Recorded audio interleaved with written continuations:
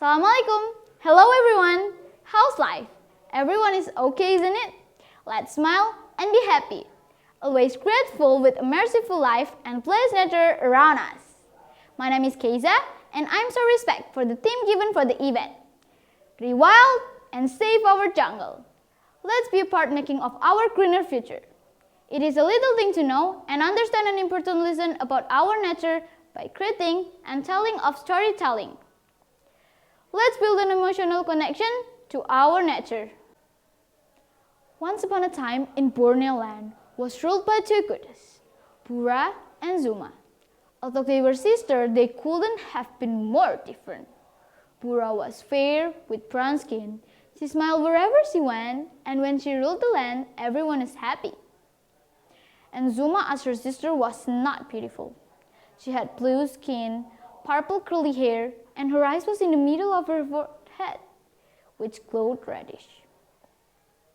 When Zuma ruled, rain, wine, and storm followed, and everybody hid inside their houses.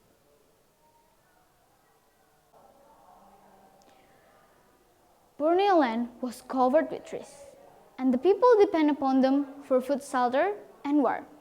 They pick the nuts and fruit and feed them to themselves and their animals. They cut down trees to build houses, and they collect fallen branches to make fires to heat their homes and cook their meals. It was so miracle when Pura ruled, trees waved their leaves, flowers bloom, fruit ripen, and everybody loved Pura's generosity. They sang and danced. In the other hand, when it was Zuma's turn to rule, and over the years it was the opposite. Zuma grew more and more jealous of her sister. When she ruled the land, she turned Pura to be exiled onto the Lost Island.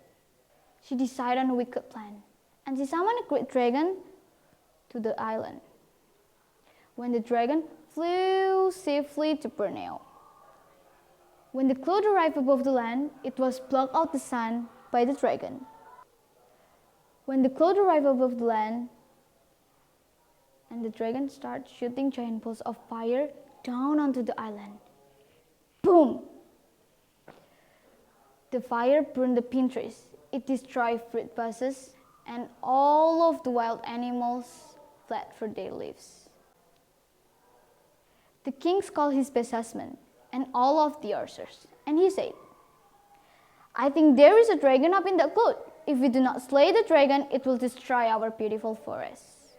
So, the husband hurled their spears at the cloud. Archers let arrows shot up into the cloud. But because they couldn't see the dragon, hidden within their weapons missed. And still the cloud rained down fire upon their village.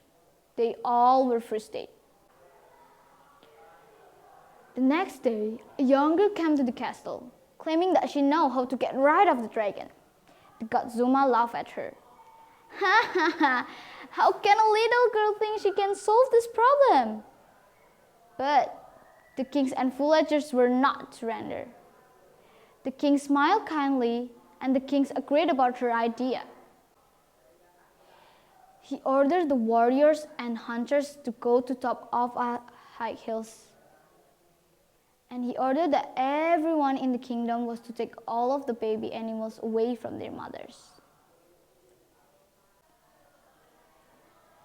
They were to take baby lambs away, piglets away from pigs, foals from horse, calves from cows, chicks from hens, duckling from duck, and they were even to take human baby away from human mothers. When they took all the baby away, what do you think happened? Yes, they began to cry.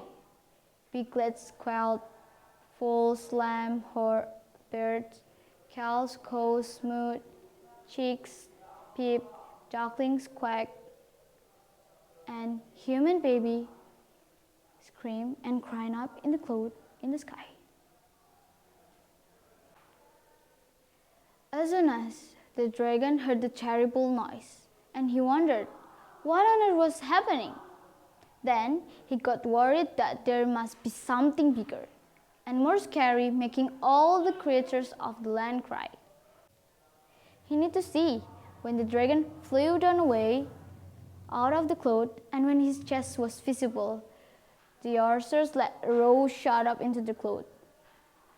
Earth hunters fled. The warriors threw their spears. The archers let loose their arrows, and the dragon roared in pain.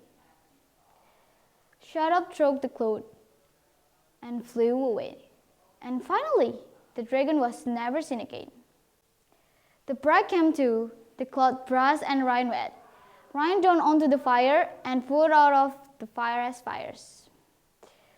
The people came out of their houses and cheered for joy their precious forest had been saved. Thank you for all those listeners. The story can be a great lesson point to discuss all kinds of climate issues, the season out of balance of young activists, and of course, forest fires like we've seen in many countries like Australia, America, even in Indonesia. And the most importantly, it tells a collective effort led from the top down to fix a problem together. Thank you very much. Let's care our jungle, rebuild the jungle into a greener jungle. With togetherness, anything is possible. Wassalamualaikum warahmatullahi wabarakatuh.